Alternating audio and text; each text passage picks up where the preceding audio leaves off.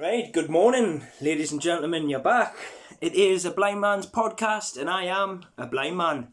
Now, today has been a little bit of a long-winded podcast, but it needs done. It needs addressed, especially now. I've managed to grab a hold of my dear friend.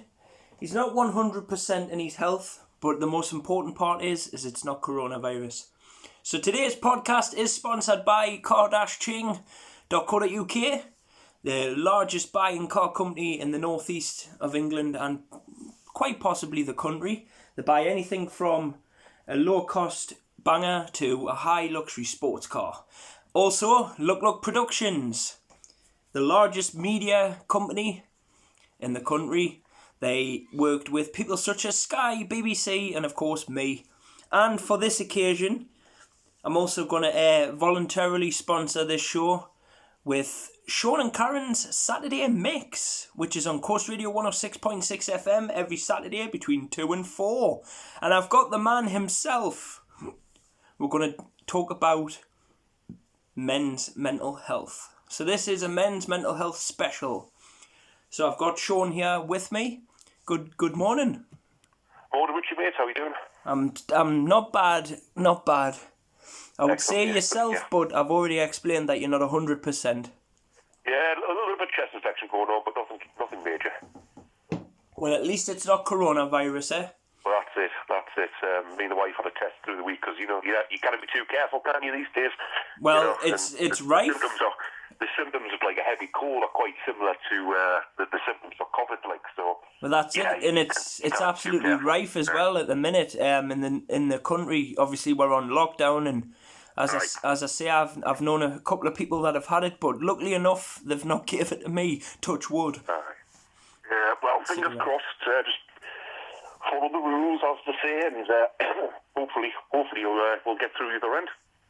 Definitely. I'm just showing the camera that I have a cigarette with a filter tip in it because sometimes, Shaun, when you're doing videos on the internet, you get accused of smoking cannabis. Right. So I don't smoke cannabis. I have before, but I don't do it now. Right. So, right, we're going to talk about mental health, but first, I want to get into, just so people can get to know you personally a little bit better, like, so obviously where you were born, where you come from, and what your childhood was like. Yeah, I was born in Bay when my dad was a police officer, and back then they used to have police houses where the coppers had their own house, a bit of a thing of the past now, you don't see that very often. No. But treating the mental health, my dad was discharged from the police quite when I was very, very young, and he further went on to be diagnosed with bipolar disorder. Or manic depression as we'll call it then, but I think bipolar is the official term for it now. Yeah, I think bipolar is probably the best way. We've lived with that for quite a long time. I'm 40 now, so go figure, the majority of my life.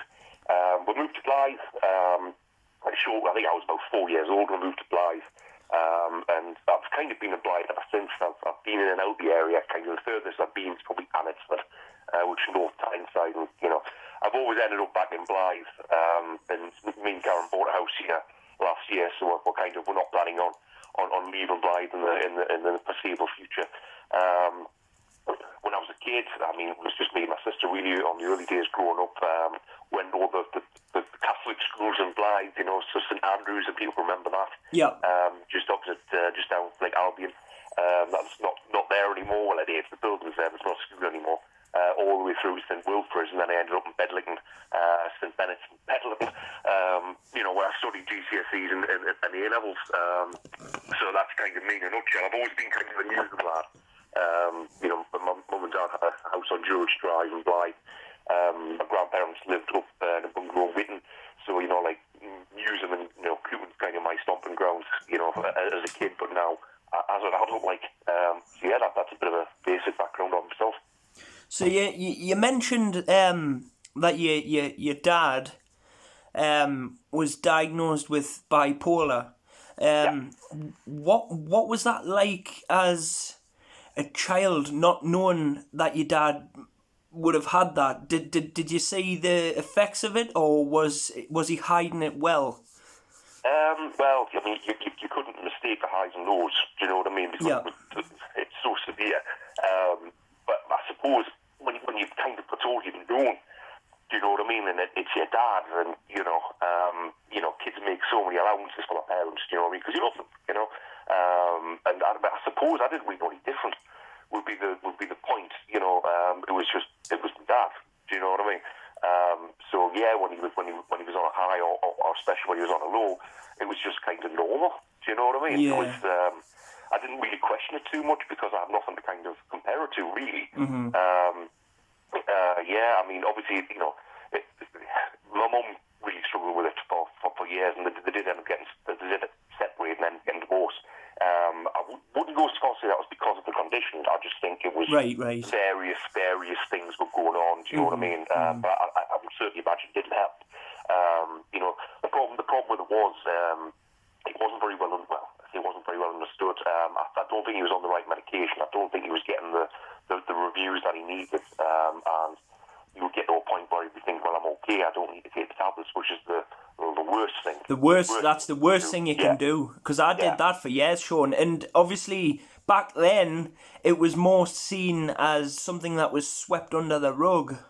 Aye. You know, like your dad being a polis and obviously being a respectable member of the community, he probably was trying to hide the fact that he had a mental illness, because in all fairness, back then, who would trust a copper that, say, for example, had hypomania? Do you know what I mean? So maybe, I don't know, maybe he was suffering in silence for a very long time, you know? Could well have been. I mean, I assume he was born with it, and it just didn't demonstrate until his early 20s. It didn't kind of present itself severely until his early 20s. I'm not sure if it's something that you can just kind of can come on.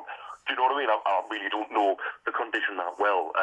But if he did have it from birth, he certainly managed to hide it well enough until he was in his early 20s. Well, I know with bipolar, doing my research, you can get 3 types. You can get the type 1, which is the hypomania. Right. That's where you can have 3 or 4, 5 days cycle of upper height where you think you can conquer the world and everything in it, and then you'll just switch where you become so low you wish you were never born. You feel useless at everything. And then there's type 2 where you cycle it.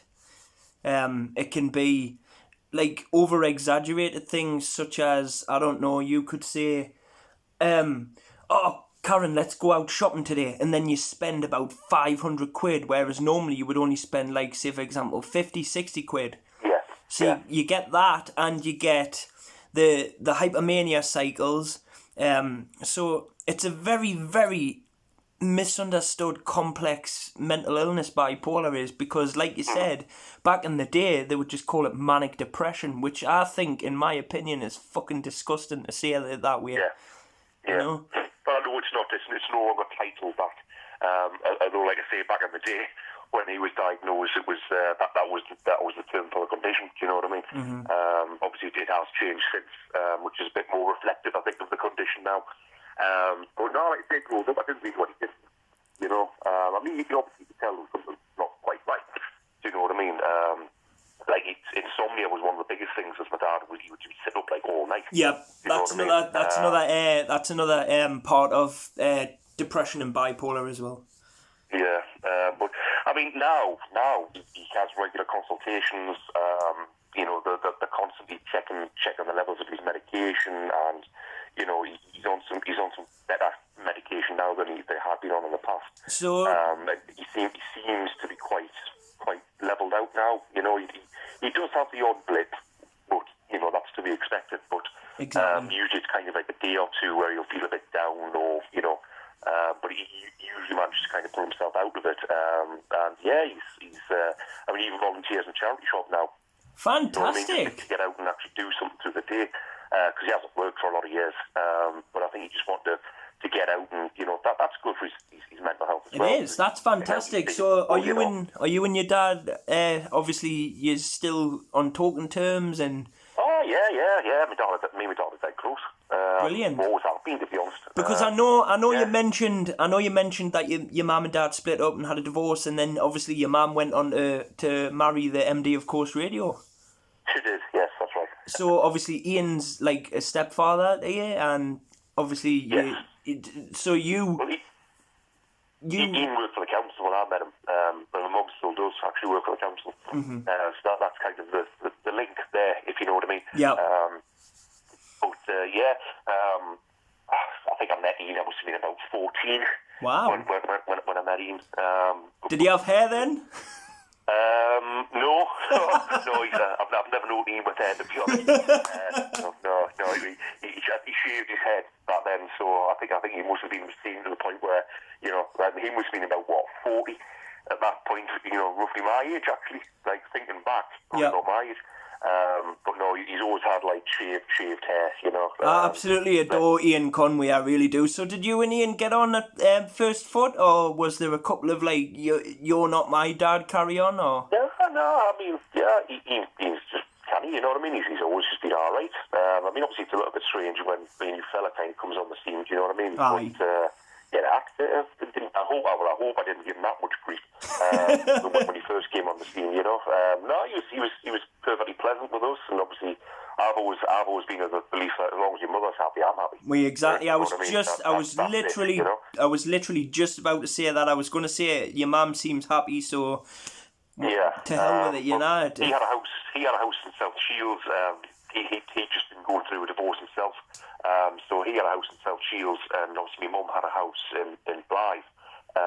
So they both sold and clubbed together to buy a house in Cromington, which is the point I moved. And I think I'd have been about 16 then when we moved up to Cromington. So. And yet, behold, you end up back in Blythe. Well, obviously when I moved out, I bought a house in Abbotsford. I rented a few places, and I don't know, I just always fancied going back to Blythe, to be honest. And me and Karen were renting a house in Coop, and to be honest, the money we were spending on rent was comparable with what we'll be spending on a mortgage. So it didn't make any sense not to buy, if you know what I mean. Yeah. So, I think once you get comfortable in an area and you think, right, I'm just going to settle down. I mean, renting, it's great if you like to move around a lot and you want to, you don't want to feel totally tied down to a place. But that's true. We were always in the private sector, private rent, and there was never any guarantees that the landlord would extend the lease and the tenancy, and it was always that hanging over you a little bit where it was a bit like, I never felt totally secure. That's it. In this private rent, obviously the landlord has to back pretty much like time, or sell it or whatever. So yeah, we just tried to buy just so we didn't have that kind of hanging over us, if you know what I mean. Yeah. So obviously sticking to the time when you said you were a teenager, what kind of teenager were you, Shaun? I mean, I like to think I was all right, but I kind of went off the rails a bit when I was 17. Yeah. And I was supposed to be studying for A levels, and I decided I didn't want to do that, and I wanted to work full time. And to be honest, I was working part time at McDonald's in Cromington at the time, and that was just I had a paper round in Blythe, and then when we moved to Cromington, I thought, I need to try and find something else, and I thought, well, part time job would probably do us quite nicely, and it was so easy just to up my hours. Too easy, I would say, to go from kind of a student part-time to basic full-time employee overnight, just by asking, can I have small hours, you know what I mean, which was dangerous at the time. I decided to move out. I wasn't looking after myself. I was working stupid hours. I was drinking too much, and I had a bit of a spectacular breakdown when I was about 19. Yeah, I was going to say, so what? Just a cumulative effect of too many hours, not eating properly, not sleeping properly, drinking too much, So that's what I was going to get into. I was going to say, so what happened, Shaun? Why did you break down and start to turn towards alcohol and feel the way you did? What happened? I'm not 100% sure what happened, mate, if I'm honest. It's one of them things where I think, depression itself can just come on of its own accord. Yeah. And I think I was quite vulnerable in the sense that I kind of distanced myself from family and friends. I distanced myself from school when I should have been going to school and doing my A-levels, and I just, I'm not going to bother. So I'd lost my circle of friends, if you like. I'd lost my family support. I mean, my family were always there for us, don't get us wrong, but I was at the point where I was kind of like pushing away, and I didn't really want to know. I knew best, and I was going to make my own way, and I think it was just a combination of things really, and yeah, just depression hit me like a train, to be honest, and I ended up going voluntarily into St George's for assessment and treatment to see what was happening. But whilst I was there, I developed a bit of a self-harm issue whilst I was in hospital, which was strange. And to be honest, I've suffered with depression pretty much all my adult life. Yeah. But it's only been since I really met Karen that the self-harm kind of stopped. That's been a big part of my adult life. Now, not like huge amounts, but maybe one or two every other day or so. You know what I mean? Just keep his feeling was always on a bit of a level. But it wasn't until I met Karen I decided that this needs to stop. Stop. And it's been over 10 years now since I've kind of been down that avenue. And you still bear the scars mentally and physically, but physically for sure, mate, for sure. But it's one of them things where you can hide it quite easily. Do you know what I mean? But yeah, I mean, I'm on antidepressants. I have been off and on since my late teens, I suppose. I did try and come off them last year, and again, I thought, oh well, you're feeling a bit better, you'll be all right. You can come off them, and I had like another kind of period of depression. I'm thinking, why are you doing this yourself? And I spoke to the doctor, and I was quite frank with her. I said, do you think this is going to go away? And she was like, well, probably not. No. You know what I mean? I was like, well, can you just can I just go back on them? Obviously, we'll review it every now and again, but I'm just on like it's not a huge dosage, just standard citalopram, 20 milligrams a day, and for me, it just takes the edge off. It's just strange. You totally crash. It's just strange, though, isn't it, Shaun, how the human brain was designed, because we've all got wiring somewhere broken in our heads, and these little tablets that we take every day don't cure it, but it's like a placebo. It's really weird. I think the ones I'm on, they try and kind of level out. Yes. The chemicals, and to try and promote the feel good. Yeah. Chemicals in the brain, so they certainly don't make you like manic. Do you know what I mean? I've never experienced any kind of mania whilst I've been on them. I know if you've got bipolar disorder, you're not supposed to take antidepressants, or certainly not the type that I'm on, because it could actually send you completely sky high. Well, it's strange because I'm actually currently on me. I'm on 30 milligram of metazapine, but I'm still being assessed, and I'm due to see a psychiatrist on the 23rd. But God knows if that's gonna happen. But the way I see it is, my metazapine doesn't work, but it scratches the surface, if you know what I mean. Aye. So I think my dad might be on that, or he's been on that in the past. Obviously, there's different type of antidepressants. There's some that try and kind of promote a certain chemical in the brain. It's the serotonin in your brain. It's meant to put it back, but I honestly believe if the serotonin's gone, how can it be? Yeah. It's like you me saying. Sure. I'm not sure. I know my dad is on antidepressants. He's on antipsychotic medication and antidepressants.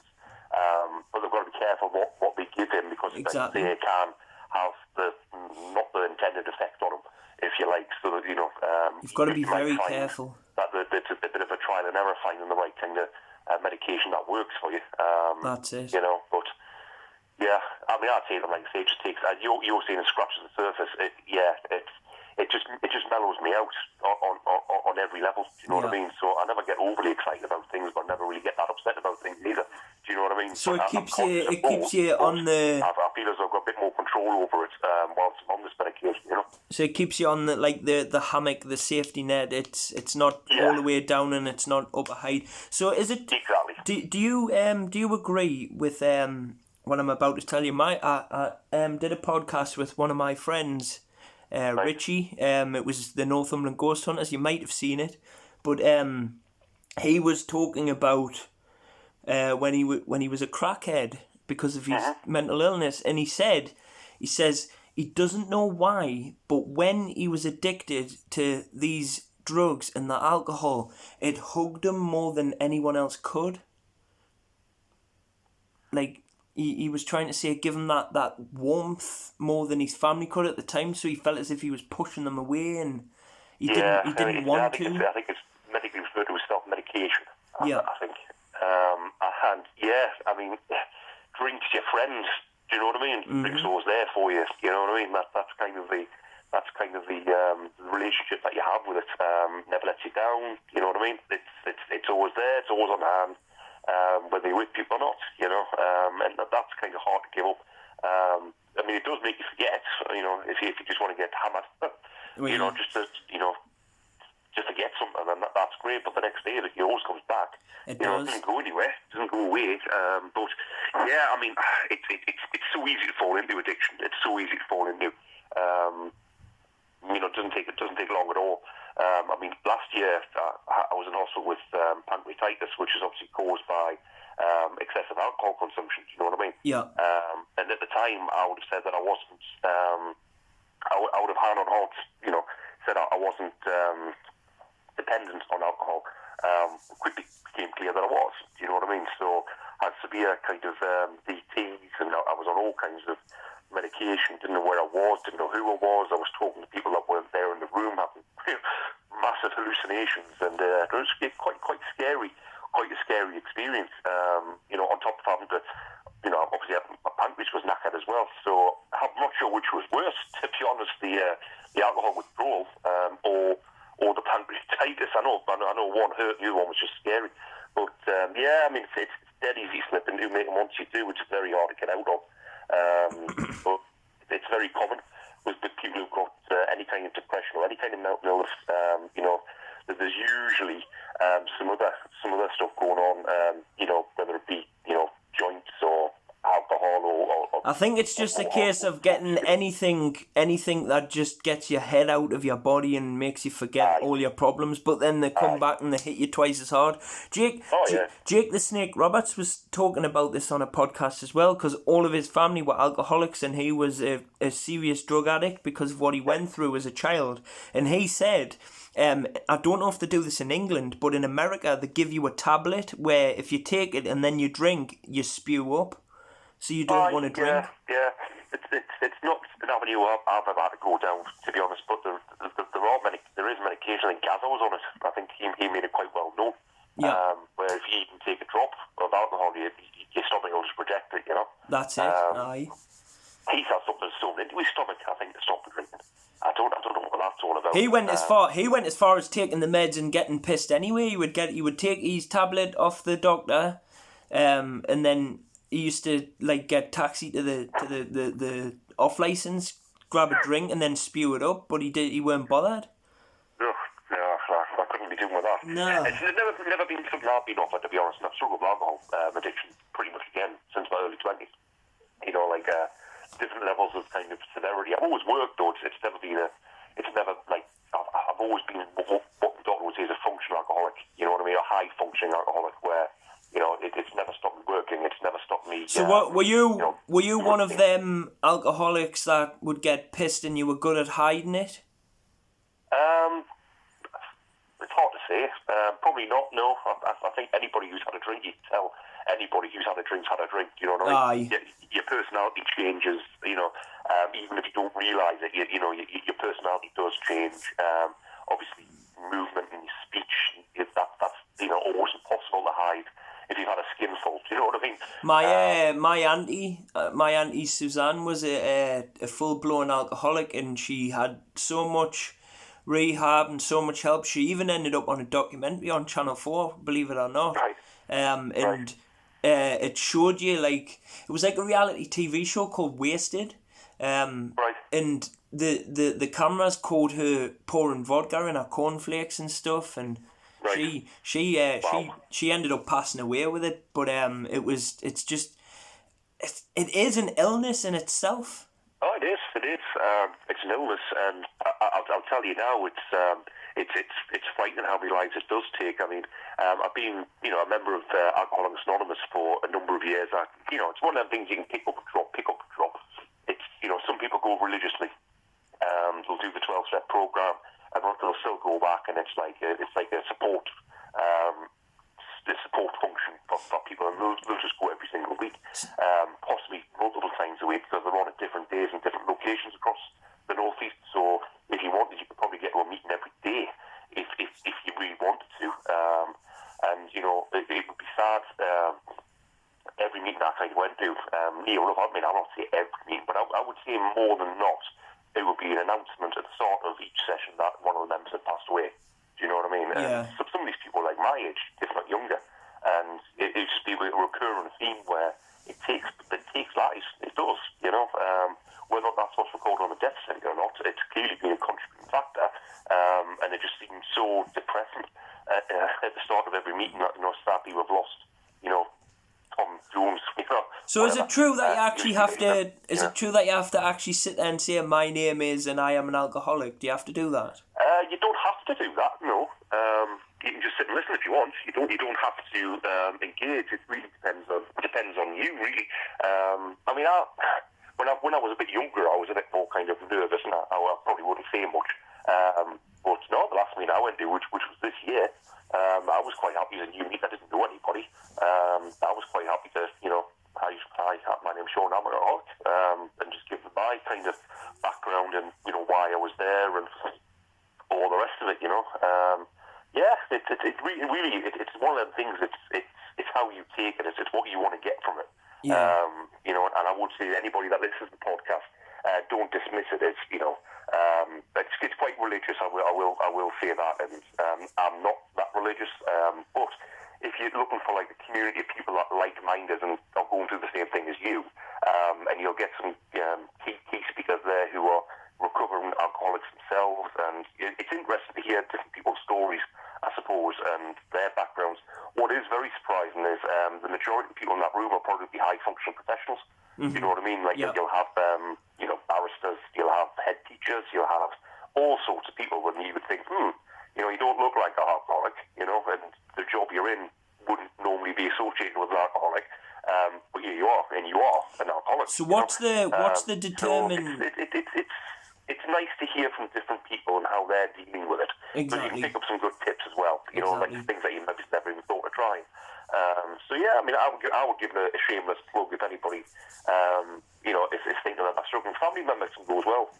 So you know, what's the point though, Shaun? What's the point when you know, like, when you think like, oh shit, I'm drinking too? Is it when you open a can up in the morning, or is it when you drink too much, or is it? It's not even the amount you drink either. It's the effect it has on you, I suppose, and the effect it has on your relationships and your employment. You know when you've got a problem with alcohol, and you don't even need to be alcohol dependent to have a problem with alcohol. Because what I hear a lot is, say for example, I don't know, see I went shopping up the street with me mum or me dad, and just say we ended up rolling into Weatherspoons and we grabbed a pint, and then you hear someone going, "But hey, it's a bit early for that, isn't it?" Aye, right. No, because when you're on holiday, think about when you're on holiday. You know, you're in Spain on the beach. It's, you know, 10 o'clock in the morning, and You've got a pint in your hand. I seen someone go on holiday. You know, when they do that thing where they tell you they're at the airport and they're buggering off abroad. I seen someone take a selfie with a massive pint in their hand at 7:30 in the morning. I was like, whoa. And I'm not going to lie to you. I'm not going to lie to you, Shaun. The instant reaction you think is pisshead. Yeah, well, I mean, that's probably the stereotype, is this, you know what I mean? And I shouldn't, it's nasty to say that, though. You know, the first thing they do is open a can, or have a glass of wine, or whatever, and it's the first thing they need on a morning.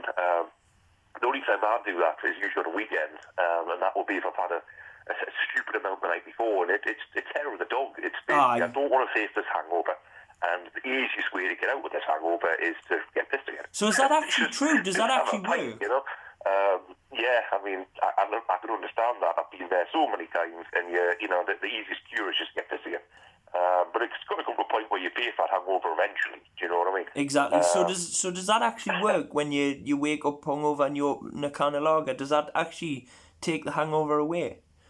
It does. It's usually quite difficult at the first drink down, because obviously your body's not wanting it. You know what I mean? You know, the hangover is your body crying out for help. Like, you know, give me some water. You know, to sort this out. Like, and you're just throwing more alcohol down your throat. But no, I mean, once you get a pint or two down, you just start getting the warm glow back, and the hangover's gone. You know. Wow. But obviously at that point you're looking at, like, you're at 9:30 in the morning, 10 o'clock in the morning today, and you're 2 or 3 pints in, and drinking all day, and the next day is going to be worse. Even worse. You know what I've known people who have been sessioning with to go 3 or 4 days, and it's like, how the hell are you still awake? You know. Aye. Well, you think that's common for most alcoholics will not be able to go a day without a drink. Do you know what I mean? And once you've had one, that's it, game over. You know, that's my biggest downfall. It's very much all or nothing with me. You know, I can say no, and I can go a few days. And I can be one of them. I'm not having a drink today, and I find I'm all right. But once I have one, I cannot stop. Right. You see, I'm one of them people that I can go to the pub and have 1 pint and then go home and have a cuppa, or I can have. Oh, nah. And the other thing is, alcoholics are probably avoid eating a lot on an evening as well, because that interferes with your ability to drink. It does. So that's why a lot of alcoholics are suffer malnutrition. Because it kills your buzz, doesn't it? The deficiencies that you'll find, like I'm on B12. I don't think that's linked to alcohol, but I've got to take thiamine, which is B1, I believe. I think it's vitamin B1, which is crucial for brain function and cognitive ability.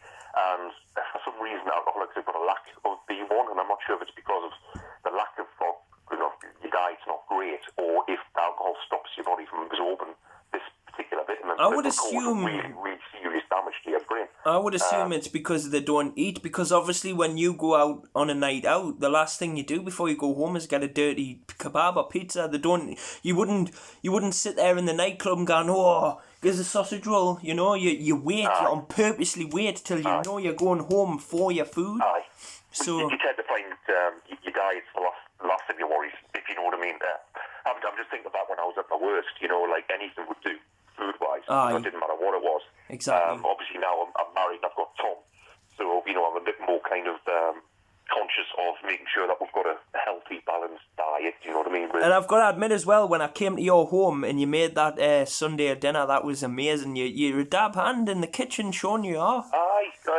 What I've got to do though, I've got to plan ahead. I've got to plan what we're having in advance. And Karen's the same, she'll plan ahead, and, you know, we'll make sure that we've got stuff out in the morning, so I know exactly what we're cooking. So even if I'm having an off day, like today, for example, I don't know if I'm going to get up and have a pint. I don't know. I don't know if I'm going to, you know, just go down and have a cup of coffee. Chances are I'll open a pint Sunday. But I've got to be worrying about Monday, and I've got work tomorrow. Do you know what I mean? But at least I know there's good food on the table. Do you know what I mean? And, exactly. You know, it's not going to get overlooked. When I was just on my own, I didn't care. Mate. You know, it was just like a frozen pizza. You know, exactly. Whatever. You know, I think you tend to have more, I would say, dedication and get up and go when you've got a family. And I want to talk about. You know, that's it. I want to talk about anyway the time when life did get better, because we've had the down and out, the rock bottom. You were dancing with Satan with the alcohol. You were self-harming, but we'll move away from there now, and we'll talk about the time when you met your wife. Yeah, so it's actually all linked in, to be honest. It was a bit of a funny one. I knew Karen because we both smoked at the time. So, you know, the smokers club together. You knew, yes. Even though we didn't work in the same area, we had nothing to do with each other at all on a professional level. We were both smokers, so I knew Karen just from the smoking bowl, and I was still self-harmed at the time, and I'd had stitches in my forearm for one. It was pretty bad cut, to be honest. I lost a lot of blood on that one. These stitches, and my stitches, they didn't completely burst, but the middle section that was holding the majority of the wound together had burst. And obviously I was wearing a white top at work, and I'm like, oh my God, you know what I mean? So I needed a first aider at work just to patch us up in time I could get myself to hospital and get it, you know, re-stitched. Mm-hmm. And the only person I think of who was a first aider was Karen. And I mean, I knew him reasonably well, but obviously it was a bit of a sensitive kind of, like I didn't want the world and that dog knowing about, you know, Shaun upstairs self-harms, you know what I mean? It was a big office, worked with about 700 people, you know what I mean? And then obviously people will judge like I say, I didn't want everybody kind of knowing. Yeah, that's you know it. What I mean? So I kind of got the boss to get on the phone. I mean, my team knew, my boss knew, because it wasn't something I could hide, like, intimately from people I work with all the time, do you know what I mean? So, like, he knew what was going on. Obviously, the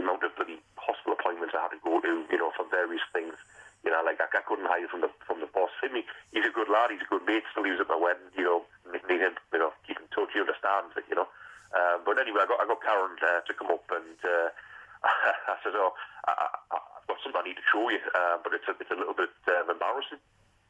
And Karen just looked us dead in the eye, where you're not going to show us your cock, are you? Ah, that's what I was thinking. No, it's nothing like that. We've got in the lift because the first aid room was on the ground floor. I've got something little to show you. We got in, and to be honest, you didn't even notice the other cuts because some of them have had holes. You can't really see. Well, you can. I can see them, but this was obviously a fresh wound. There was no business. And she was just like, "How did you do that?" And I just said, "Oh, well, I've done it." She was like, "What do you mean you've done it?" I said, "Well, I've done it myself." She was like, "What?" And she just slapped us over the back of the head, so you can pack that in. So she sorted me out, but I went to hospital, got it sorted out later on that day. But it was kind of, after that was a bit of an icebreaker between me and her. We just got talking, realised we both lived quite close to each other. We had a local which was close to each other. And kind of one thing led to another, I suppose. Do you think you and Karen were a bit like, say for example, like me and Clary, it was love at first sight kind of vibe, or were you just literally friends? This is my friend, and it just carried on and became a relationship?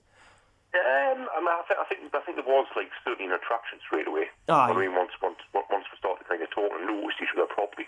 But the funny thing with me and Karen is we drank in the same bars and we went out on the same nights, and for years, and we never bumped into each other. We never crossed paths. You know what I mean? She could have been just sat behind you. Nights out in the village in Frampton. I mean, she'd be in the same bars a lot of the time when I would be in the same kind of bars. And I'm saying, it just seems like total. It's impossible for them not to have met. Do you know what I mean? But no. Another strange fact with Karen, her sister's husband, his best man his best man is my best man's brother. So there you go. It's all fate, Shaun. It's all too weird. So my best man's brother was best man at her sister's wedding. So, crazy. Yeah, it just seems like really coincidental, though, doesn't it? It is. It's like it was meant to be. It was meant to be.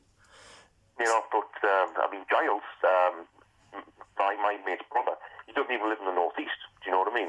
He lives down south, and they were married in Yorkshire. Nothing. They don't even live up here. You know what I mean? It's not as if it's a small community, so it's about to happen. These guys live hundreds of miles away. How the hell did that happen?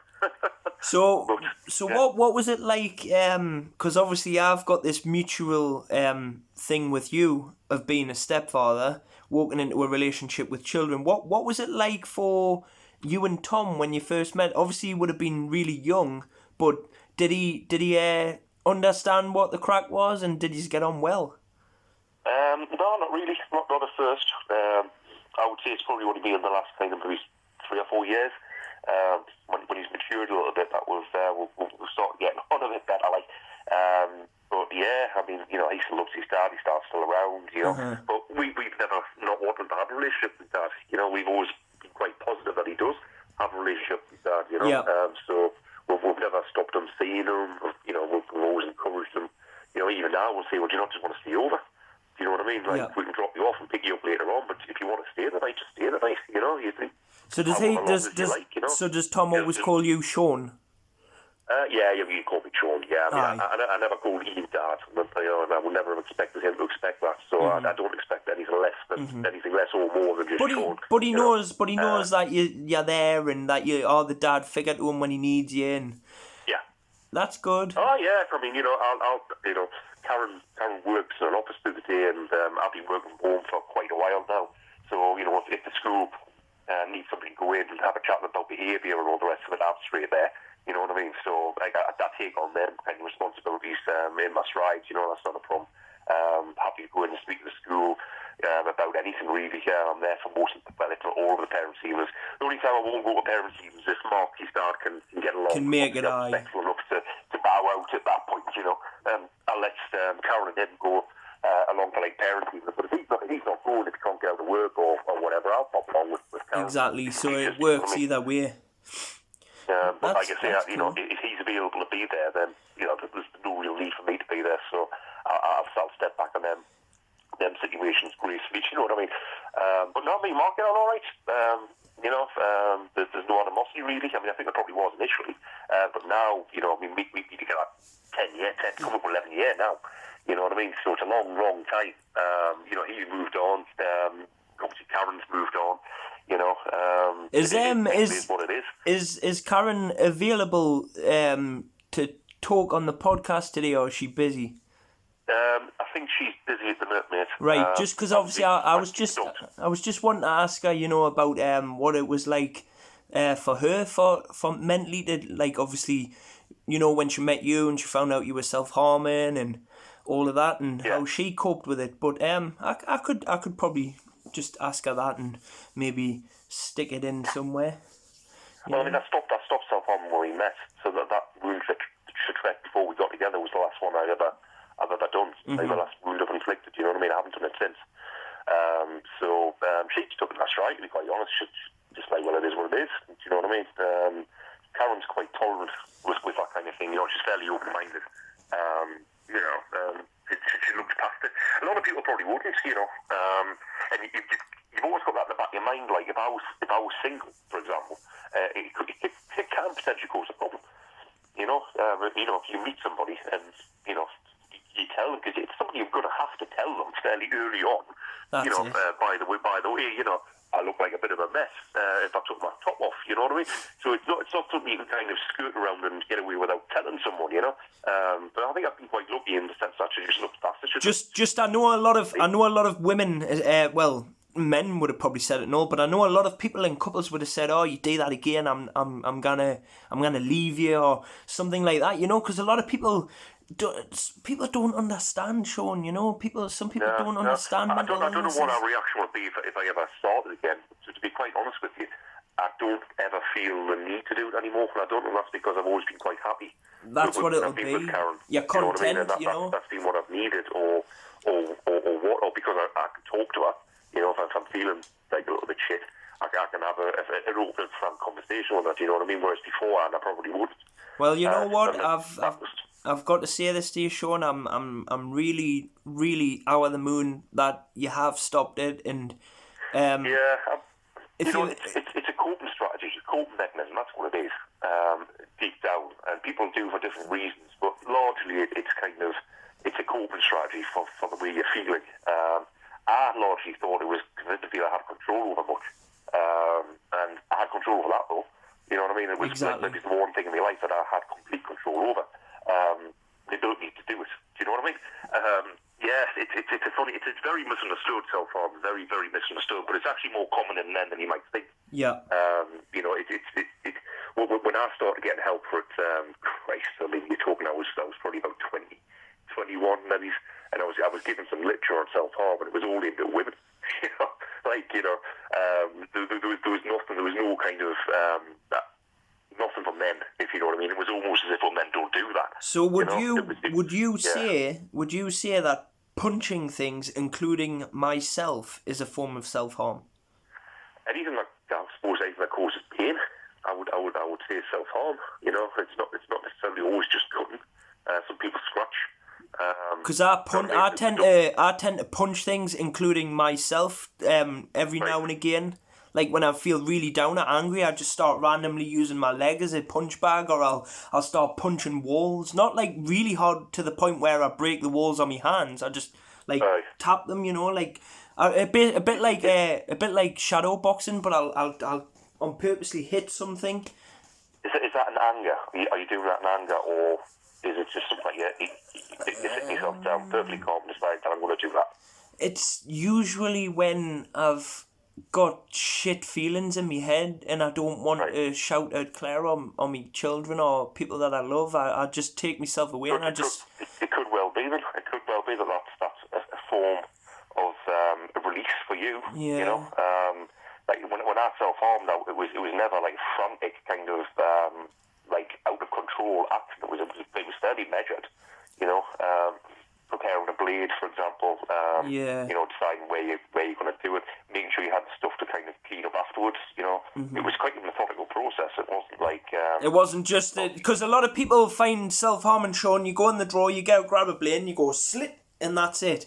You've actually planned it, and you've got everything... Oh, yeah. Yeah. It's all planned, and it's all very matter of fact, and it's all very kind of calm. Did you ever do ligatures, or was it just blades? Blades, basically. Because I've seen people that tie things around their neck and their wrists and stuff like that until it goes purple, and then they'll cut it off, And there's lots of different ways. There's lots of different ways to do it, but for me it was always like clean line cuts, with a razor blade. I'm glad you've stopped doing it anyway, Shaun. I really am. And if Karen's never around, much, to be honest, but it was a bit of a relief. I will say it did give me kind of a good feeling when I was doing it. I don't know why. It's mental, really, when you think about it. But it worked for me, and it kind of stopped things getting any worse, if you like, And people do it for various reasons. There's help out there for people who want to try and find alternative ways to deal with their emotions. But for some people, it works. So it's not good though. It's not good. There is help out there if people need it though. You've just got to kind of be brave enough to kind of ask for it. Well, if you do know, mate, if Karen's never around, I'm only a phone call away. I mean, pardon the cheesy pun, but I'm here. Message or phone call, or because you're a good one. You're good. The problem is, Shaun, and a lot of people think this is when you suffer, you think you're suffering alone, and I suffered in silence for a very, very long time. Yeah. Very long time, and I didn't think there was anything wrong. I just thought it was me being a dickhead. No. Well, again, though, it depends on how long you've been suffering from it. And some people might just think that's them, and this is normal. If you've had it your whole life, for example, then you've got nothing to kind of benchmark against. Well, this is how I feel. And sometimes having a conversation with somebody who hasn't got that condition can make you think, well, actually, no, that's not quite right, mate. You shouldn't be feeling like that all the time. And the first step's just talking about it, isn't it? And it is. Getting that out of the way. And if you talk to the right people, you'll get referred to the right people, and you can get the help that you need. Men are notoriously bad for speaking up and speaking out because you don't want to appear to be weak. I think that's the key to it, isn't it? Because the main thing that every bloke thinks, and if they say they didn't, they're lying. Because 98% of men will go mentally ill. Pfft, I'm not telling anyone I feel ill. What am I fucking taught? I know exactly what you're saying. And it's not the case. You're not a tart. Go on, mate, sorry. You're not a tart. If you speak up, if anything, you're a bigger man because you're dealing with the problems and you're trying to squash them. Right, this is it. I mean, I've had loads of counselling over the years, loads of counselling over the years, and it's all worked in one way, shape, or form. Just having somebody completely neutral that's not judging you, that you don't know, who's just willing to sit there, listen to what you've got to say, and then try and offer maybe an alternative version of event. Like they'll give their perspective on what you're saying and how you're feeling as a result. And it'll be professional. They'll not try and change your mind about things, but they'll just say, "Well, we've not thought about it in this way. Have you not thought about it in that way?" And it's almost like cognitive behavioural therapy. Like you automatically taking that as a negative, but why? This could actually be a positive, and it's just trying to change the way that you think about things. But I would never knock counselling. If you connect with a counsellor, it can be life changing.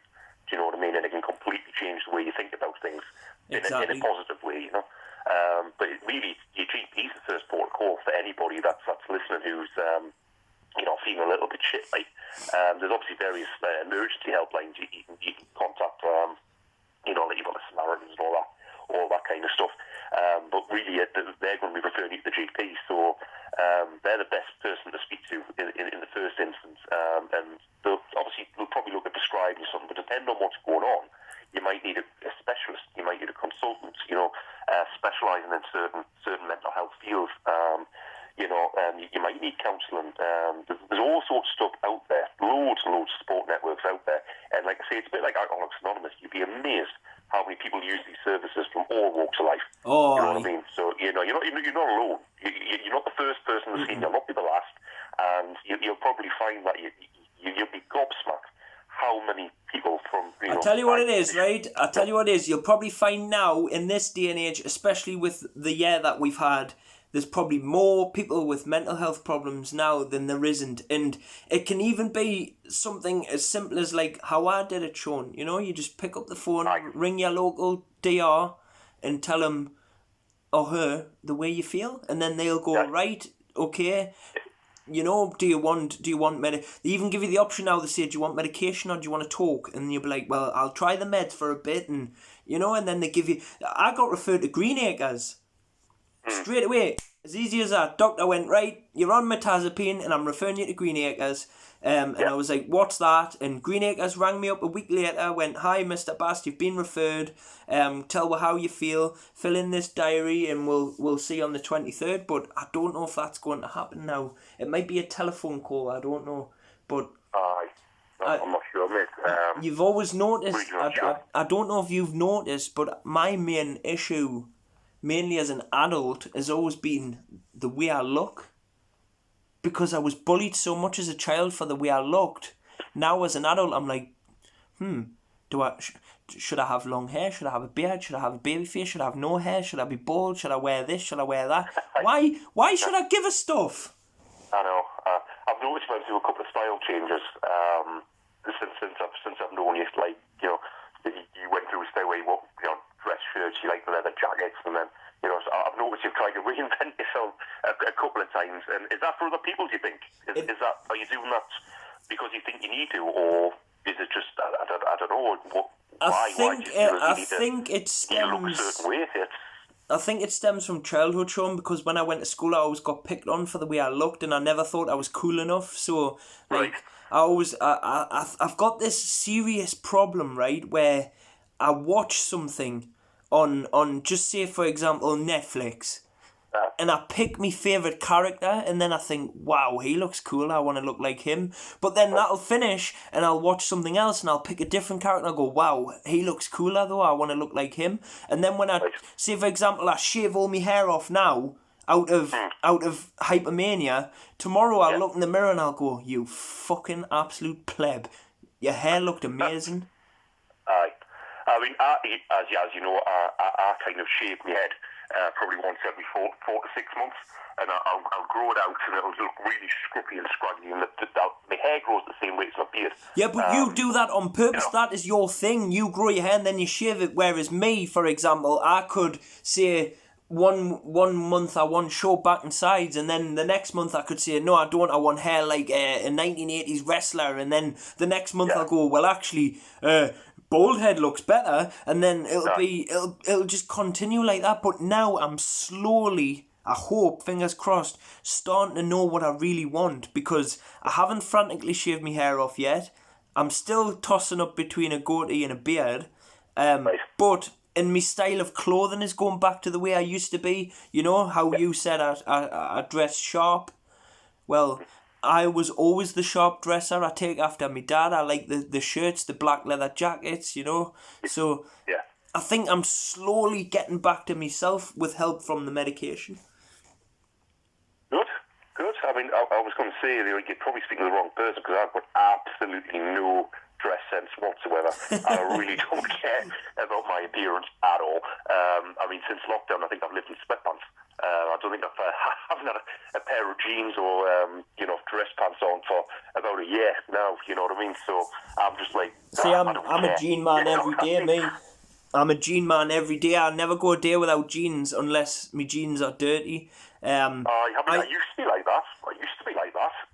But I think since I've been a little bit more kind of housebound, isolated a little bit. I'm just over comfort now. just get some sweatpants on. I wear sweatpants, but mainly when I'm just in the house or when I go to the gym. I used to wear tracksuits all the time, but then I thought, fucking hell, Richie, you're clocking on in your 30s, son. Why do you want to walk around like a 15-year-old blinking chava? You know? But then again, you've got to think that might be what people like. So that's what I battled on a daily basis, you know? Image. That's Yeah, what it I was. understand. I mean, some people take it so seriously. I mean, obviously, that can lead to like eating disorders and all sorts, can't it? Weight, eat obviously one thing. Then you don't need that in your life, mate. Life's hard enough as it is without worrying about your appearance. I know. Really. I mean, I'm probably the opposite end of the spectrum where I just don't care. You know what I mean? Well, that's a problem with me, I do. I mean, I'll make an effort for, special occasions and birthdays and Christmas and all that, but no, if you rock up here through the week, I'll be sitting and just look like a right bloody slot, That's the problem with me, though, Shaun. I'll say I don't give a shit, but I do. Do you know? I say it on the outside. I say, "Oh, I couldn't give a toss," but in the mind and the heart, I'm thinking, "Why did you just say that for? You do care, because if you didn't care, you wouldn't do this and you wouldn't do that." I know. The thing is, it might sound small. Worrying about your appearance and what you're going to wear, but that can be major to people. Do you know what I mean? And it shouldn't be dismissed. Clearly you worry about it, and worry and anxiety can then lead on to stress and then lead on to depression and all sorts of things, So, it's good that you're starting to feel a bit more comfortable in your own skin, I would say. I'm not out to impress anyone. I sometimes, Shaun, I nearly slip. Like, say, for example, the other morning, I got my shears, the shears when you shave your head. I got them, I plugged them in, and I went, "Claire," she went, "What?" I says, "Will you come and cut me hair?" "Eh? You said you were growing it." I went, "Oh, tough. Come and cut me hair. Number 2, all over." She went, "Nah." I says, "Why?" She went, "Because you said you were growing it, and I'm not having this again where you cut it and then you say you wanted to grow it again. You either grow it or you don't. Decide now." And I went, "Okay." And I wrapped the shears up and put them back in the cupboard and went, "Fuck you, shears." I just get sick, mate. It gets to a point where I'm sick of it. And it's usually my beard that goes first, and I think, no, I'll just do the hair while I'm on. Exactly. But I just do it on no guard on the shoulder set and just get it off. Exactly. I used to do the same, but for some reason I just want to grow my hair now. Yeah, well, grow your hair, mate. There's nothing stopping you. Perfect time. Lockdown. Yeah, exactly. I just like the practicality of it. It's just easier to live with. It's easier to manage. Easier to maintain. When it's really short, but Karen always forgets I've done it, and she turns over a more and nearly shits herself. Where's his hair gone? I've always had longish hair since I met her. It's only been quite recently that I've started shaving it all off, but it started to break the shave. See, there's another stereotype, because obviously me and you are both lovers of AC/DC, of course. Aye. And the stereotype for the genre of music that you like is to have Ozzy Osbourne hair. So I always assumed you would have the big long Viking rocker hair, but that would be my cup of tea, mate, to be honest. See? I've always had reasonably longish hair for a bloke, but not long hair. You know what I mean? But no, I just think now, I am going grey as well, which is really, really noticeable now, and it's more noticeable when your hair and your beard's grown out. Your beard, aye. You can really tell then. Whereas if you just clip it all off, it's just like a little bit of a glisten. You know what I mean? But it's less noticeable when you haven't got any hair on your head. So you kind of whack a bit of salt and pepper, man. You kind of whack a bit of salt and pepper, man, Shaun. Tell you what, Fantastic Four. Yep.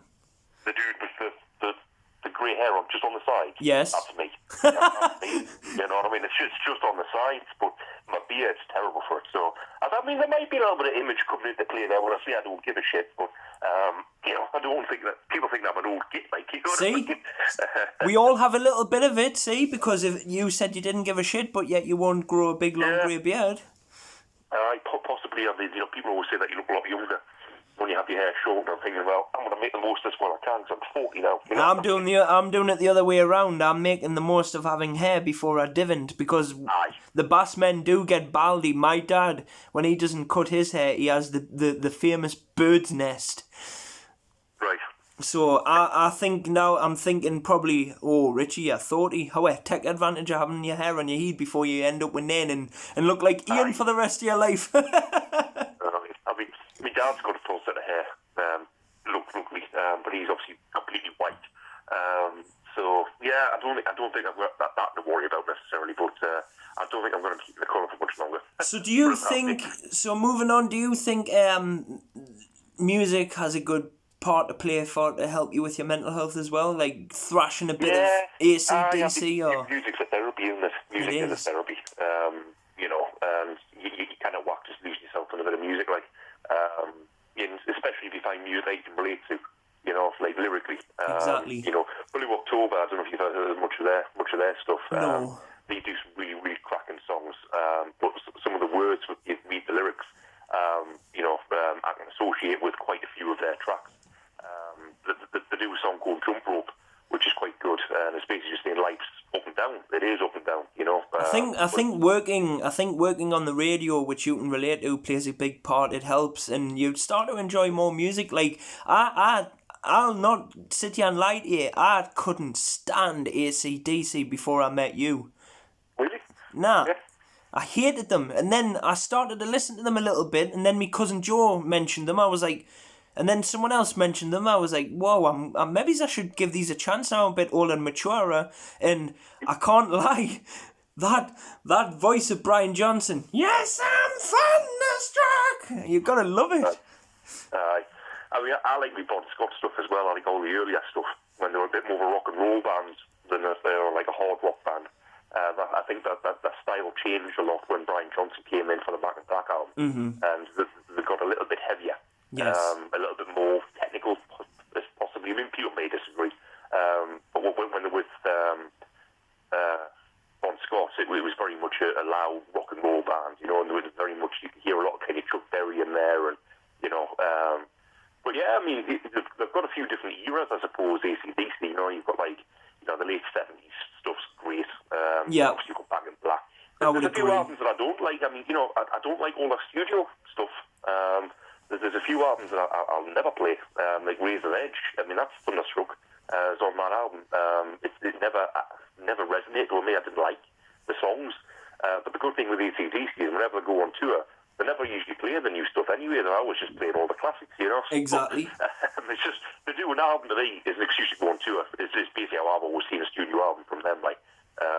But yeah, they've got something for everyone. But I do think mental health plays a good part in music, and it's weird because how mental health and music connects hand in hand. Because sometimes I can put my headphones on and listen to shitloads of AC/DC, but then another time I don't want to even hear one chord from them. I want to put on some Bunny Wailer or Bob Marley, and then another day I want to listen to some trance or some rap.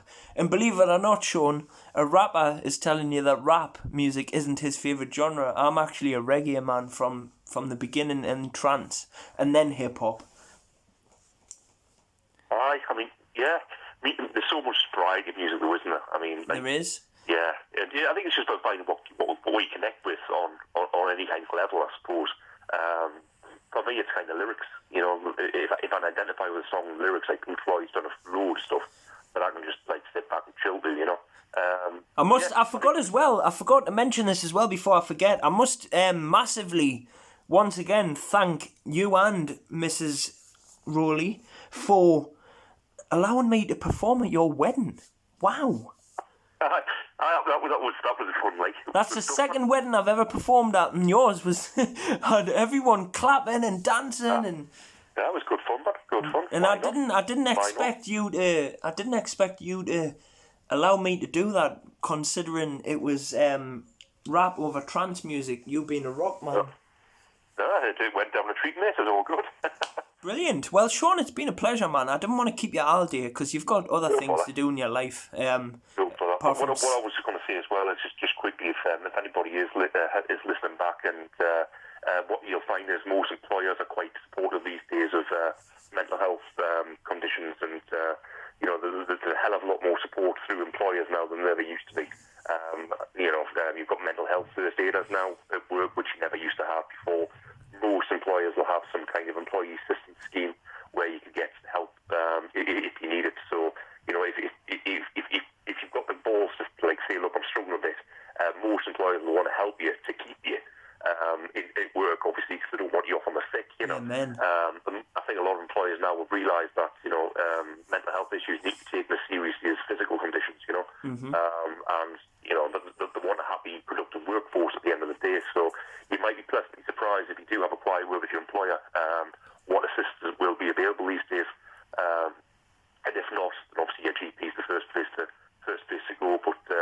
a chat with your employer, because I was amazed how much support was out there when I needed it. You know what I mean? I didn't have a clue it was there, because if you don't need it, you don't know about it, do you? You know what I mean? So yeah, just you might be pleasantly surprised what's on offer, and it usually comes at no cost. And I'm sure Shaun will agree with me as well, guys. You're more of a man if you admit you've got a problem than if you don't. Don't hide it away, dudes. It's not going to go away. It's not going to go anywhere. No. You know, if it's affecting relationships, then you've got a kind of a duty to them people to get yourself sorted out, haven't you? You know what I mean? Like, you know, like as you say, be a man. You know, hit it head on, get it sorted out, and you'll be all the stronger for it. Exactly. So today's main hashtag and subject is: men, don't hide it, ride it. Get it done, get it sorted. Yeah. It's just, you know, it's not a weakness, it's an illness, and it can be treated. That's as simple as that.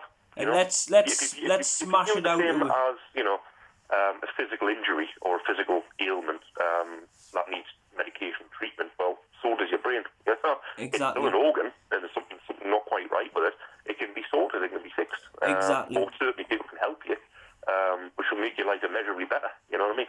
And I'm gonna say there you go. So if there's any men out there, you know, if you're feeling rough, you've got something going on in your mind, you're not alone. Yeah, I've got people to talk to. I will do a podcast on women's mental health as well, but mainly I wanted to focus on men's at the minute.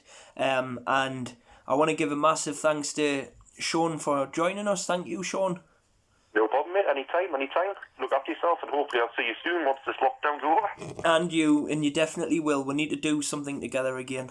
Definitely, mate. Definitely. Once the curfew's all lifted, mate, you haven't seen the new house yet. We'll get you across for Sunday lunch, man. Lovely. I love your Sunday food. It's amazing. He really is a good cook, guys. He really is. Well, I'll sort you out once this lockdown's over, and we'll get you across to the new place for a look around, and I'll get you all well fed, mate. But just look after yourself in the meantime, mate. But hopefully we'll see you sometime in the new year. All right. God bless you, brother, and you get well soon. Will do, mate. Take care, Richie. Ta-da. So there you go. Wow, that was a hard one. That was Men's Mental Health Awareness Special with a good friend of mine, Shaun, who he's had a bloody good run of it, like, bless him, and he's staying strong.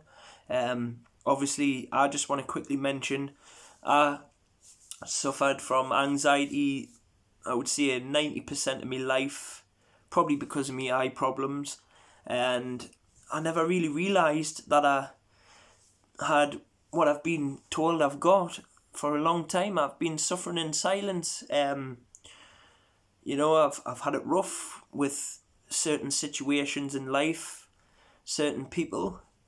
But hey, we all do.